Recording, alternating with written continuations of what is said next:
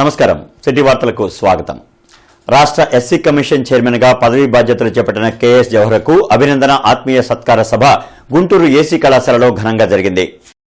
AC college ఆడిటోరియంలో జరిగిన SC corporation chairman Jawahar సన్మాన సభలో ఎమ్మెల్యేలు నక్కా ఆనంద్ బాబు, నసీర్ అహ్మద్, వివిధ కార్పొరేషన్ల చైర్మన్లు పిల్లి మాణిక్యారావు, డేగల ప్రభాకర్ హాజరయ్యారు. ఈ సందర్భంగా వారు మాట్లాడుతూ శాసనసభ్యునిగా మంత్రిగా పనిచేసిన జవహర్ కు ఆంధ్రప్రదేశ్ రాష్ట్ర ఎస్సీ కమిషన్ చైర్మన్ పదవి రావడం చాలా సంతోషంగా ఉందన్నారు.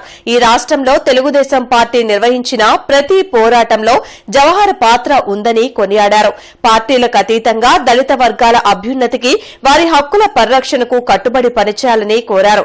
సమాజంలోని వివక్షతను రూపుమాపడానికి ఆయుధాలు ఇచ్చినటువంటి అంబేద్కర్ ను స్మరించుకుంటూ అదే స్ఫూర్తితో ముందుకు వెళ్తానని జవహర్ హామీ ఇచ్చారు. తన ఎదుగుదలకు ముఖ్య కారకులైన నక్కా ఆనంద్ బాబుకి కృతజ్ఞతలు తెలిపారు. ఈ కార్యక్రమంలో దళిత బహుజన సంఘాల నాయకులు, దళిత ఉద్యోగ సంఘాల జేఏసీ నాయకులు పాల్గొన్నారు. చాలా సంతోషం మిత్రుడు జవహర్ గారికి ఎస్సీ కమిషన్ చైర్మన్ పదవి ఇవ్వటం.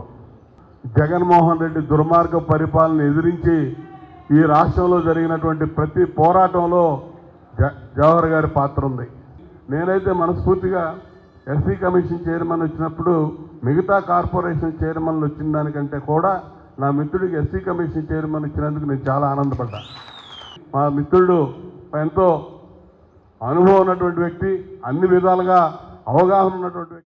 ఎమ్మెల్యేగా, శాసనసభ్యుడిగా, మంత్రిగా, ఒక పార్టీకి అధ్యక్షుడిగా పనిచేసి సుదీర్ఘ అనుభవం కలిగినటువంటి దళిత నాయకుడు పెద్దలు జవహర్ గారిని ఎస్సీ కమిషన్ చైర్మన్గా నియమించడం చాలా సంతోషమైనటువంటి విషయం.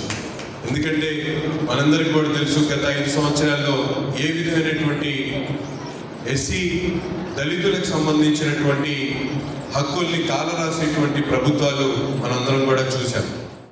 చాలా సంతోషం. ఎందుకంటే వివక్షత పూరితమైనటువంటి సమాజంలో పుట్టి వివక్షత రూపుమాపడానికి ఆయుధాలు ఇచ్చినటువంటి అంబేద్కర్ గారిని స్మరించుకుంటూ అదే స్ఫూర్తిని కొనసాగిస్తున్నటువంటి చంద్రబాబు నాయుడు గారు నాకు ఆ బాధ్యతను అప్పచెప్పిన సందర్భంలో, ఎందుకంటే ఇదే కాదు, ఎమ్మెల్యే అయిన తర్వాత మంత్రిగా కూడా నేను కావడానికి వెనకుండి ప్రోత్సహించింది నక్కా ఆనందబాబు గారని ఈ సందర్భంగా తెలియజేస్తా ఉన్నా.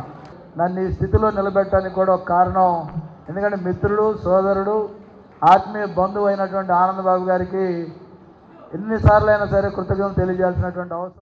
పేదరిక నిర్మూలనే లక్ష్యంగా కూటమి ప్రభుత్వం ప్రవేశపెట్టిన P4 కార్యక్రమంలో ప్రజలు భాగస్వాములు కావాలని ఎమ్మెల్యే నసీర్ అహ్మద్ పిలుపునిచ్చారు.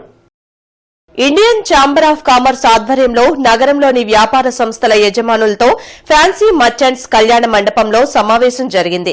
P4 కార్యక్రమ లక్ష్యాలను ఎమ్మెల్యే వ్యాపారులకు వివరించారు.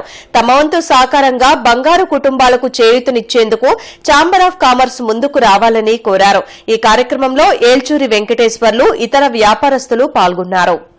రాష్ట్రంలో ఉన్నటువంటి మేధావులు, సంపన్నులు, అలాగే వివిధ వర్గాలకు సంబంధించినటువంటి ప్రజలందరినీ కూడా సమాజం నుంచి వారు ఉపయోగించుకొని సమాజం నుంచి బయటకు వచ్చి ఉన్నతమైనటువంటి స్థానంలో ఉన్నటువంటి ప్రతి ఒక్కరు కూడా తిరిగి సమాజానికి ఏదో విధంగా ఉపయోగపడేటువంటి విధంగా ఈ కార్యక్రమాన్ని తీసుకోవడం జరిగింది.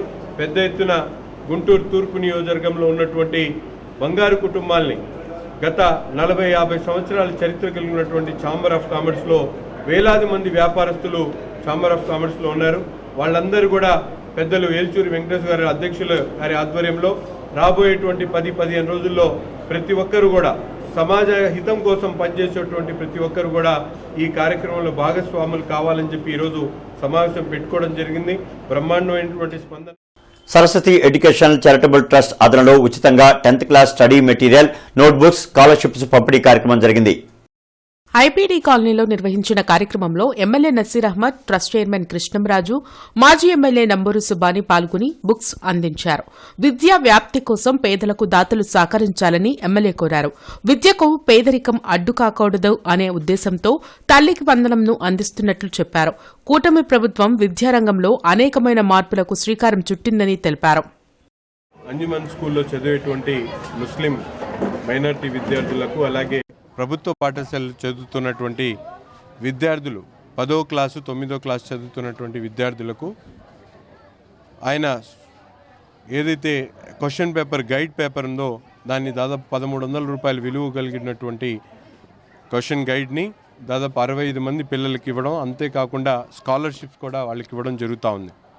విద్యా వ్యాప్తి కోసం ఒక మంచి ఆలోచనతో ముందుకొచ్చినటువంటి కృష్ణంరాజుకి ధన్యవాదాలు తెలుపుతూ, ఈరోజు ప్రభుత్వం కూడా ఎంతో ఇబ్బందిగా ఉన్న కూడా గౌరవ ముఖ్యమంత్రి గారు మనందరికీ కూడా తెలుసు, తల్లికి వందనం పేరుతో ప్రతి ఒక్క విద్యార్థి చదువుకోవాలి అనేటువంటి ఆలోచనతో రాష్ట్రంలో 65 లక్షల మందికి తల్లికి వందనం కార్యక్రమం అందించినటువంటి పరిస్థితులు.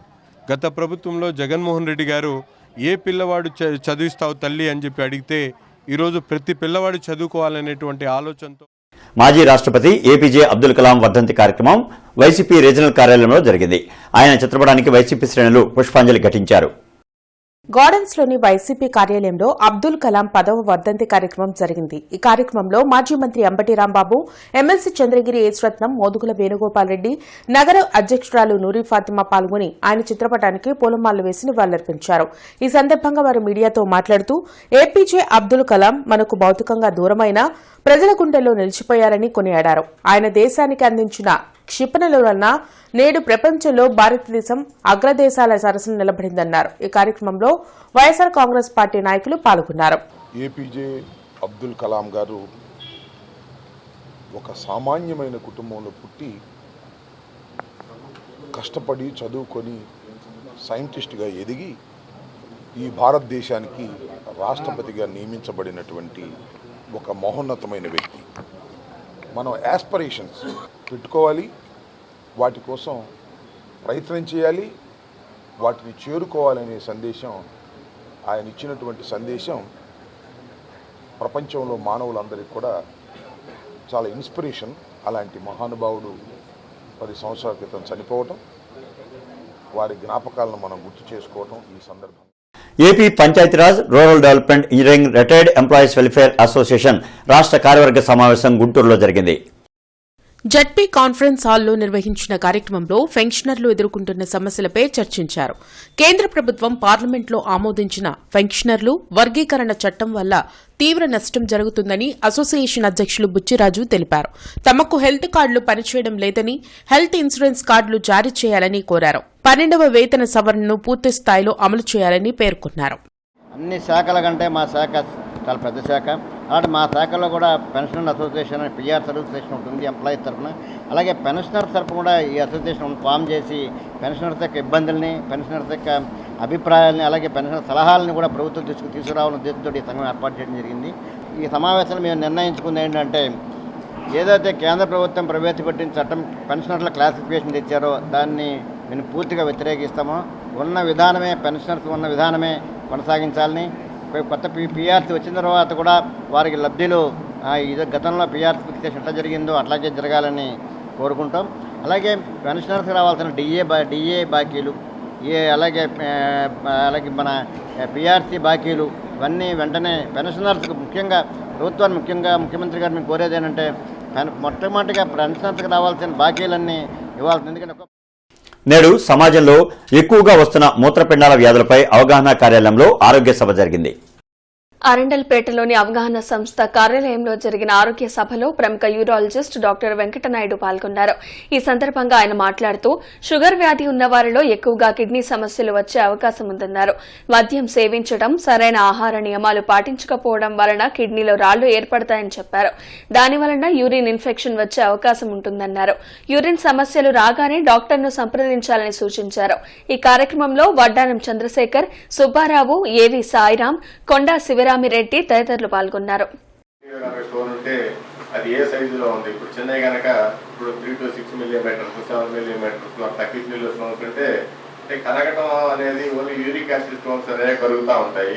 అవి చాలా రేర్గా ఉంటాయి. ఇప్పుడు మనకి యూజువల్గా 99.9% stones uric acid stones, uric acid composition ఉంటుంది. కానీ మిగతాయి కూడా ఉంటాయి, కాల్షియం ఆల్కలేట్, కాల్షియం ఫాస్ఫేట్, ఇట్లాగ సిస్టీన్ అని ఇట్లాగ మిగతాయి కూడా ఉంటాయి. సో కరుగుతాయి, పడతాయి అనేది క్లియర్ కాన్సెప్ట్ కాదు. అది అంటే అల్లోపతిలో కరెక్ట్ కాదు. ఆయుర్వేదిక్, హోమియోపతిలో వాళ్ళకి మెడిసిన్ ద్వారా అవుతుంది అంటారు. మరి ఆ సబ్జెక్ట్ వాళ్ళది వేరేగా ఉంటుంది. సో వాటికి అట్లా నొప్పి వచ్చినప్పుడు డాక్టర్ దగ్గరికి వస్తే చేసి స్టోన్స్ సైజుని బట్టి 6 అలాంటివి అయితే యూజువల్గా పడిపోతాయి, మెడిసిన్స్ రాసిస్తారు. సుమారు 400 సంవత్సరాల క్రితం యనమదల గ్రామంలో వెలిసిన గంగమ్మ తల్లి భక్తుల పాలట కొంగు బంగారంగా వరాలిస్తోందని ఆలయ కమిటీ సభ్యులు తెలిపారు. ప్రత్తిపాడు మండలం యనమదల గ్రామంలోని గంగమ్మ తల్లి గుడికి చుట్టుపక్కల గ్రామాల నుండి భక్తులు వస్తున్నారని కమిటీ సభ్యులు తెలిపారు. 2016 ఆగస్టు 8 నుండి గంగమ్మ తల్లికి కొలుపులు చేస్తున్నామని వెల్లడించారు.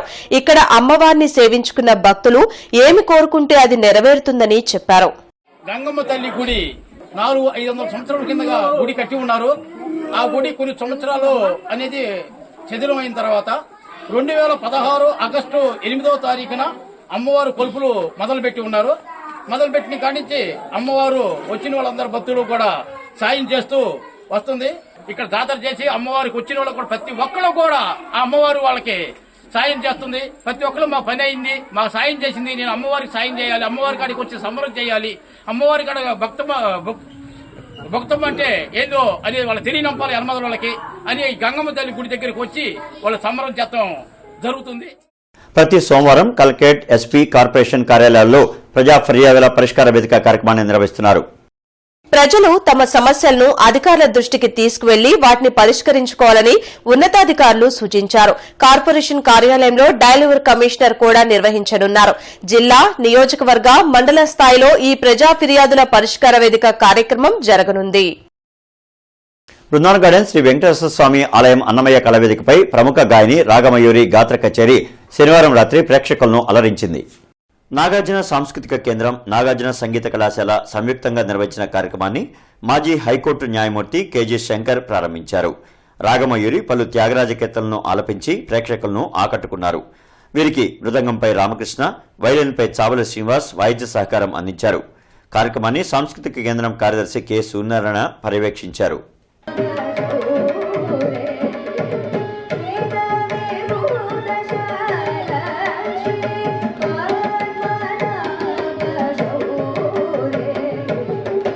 వీళ్ళిద్దరూ గ్రేట్ రెస్పెక్ట్. నాకు తల్లి కూతురు అనిపించలేదు, అక్క చెల్లెలు అనిపించారు. సూర్యలక్ష్మి గారు డాటరు, గ్రాండ్ డాటర్ అని చెప్తున్నారు, చక్కగా పాడుతున్నారు. దుబాయ్లో ఉండి సంగీతం చేస్తున్నారంటే, క్లాసికల్ సంగీతంలో ఉన్నారంటే ఇట్స్ ఏ గ్రేట్ థింగ్.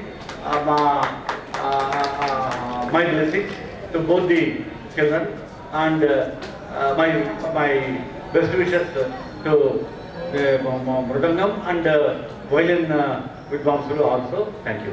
ఈనాటి కార్యక్రమం చేస్తున్నటువంటి రాగమయూరి మరియు వారి డాటర్ అయినటువంటి హాసిని ఎస్పీ వారు చక్కగా వారి గాత్రంతో అందరిని ఆకట్టుకున్నారు. వారి గురించి 2 మాటలు సూర్యలక్ష్మి గారు, మా సంస్థ member. Talluru society chairman Etukuri Ratnam ప్రమాణ స్వీకార కార్యక్రమంలో పెదకూరపాడు ఎమ్మెల్యే భాష్యం ప్రవీణ్ పాల్గొన్నారు. నూతనంగా ఎన్నికైన కమిటీతో ఎమ్మెల్యే భాష్యం ప్రవీణ్ ప్రమాణ స్వీకారం చేయించారు. ఈ సందర్భంగా ఆయన మాట్లాడుతూ కమిటీ ప్రజలకు నిబద్ధతతో సేవ చేయాలని సూచించారు. పదవిని బాధ్యతగా స్వీకరించి రైతులకు అవసరమైన సేవలను అందించాలన్నారు. సొసైటీలను అభివృద్ది కేంద్రాలుగా మార్చుకుని వ్యవసాయ పరంగా రైతులకు అవసరమైన సదుపాయాల కల్పనకు కృషి చేయాలని తెలిపారు. కమిటీ సభ్యులు, అధికారులకు సమన్వయంతో పనిచేసి రైతు సంక్షేమం కోసం పారదర్శకమైన నిర్ణయాలు తీసుకోవాలన్నారు.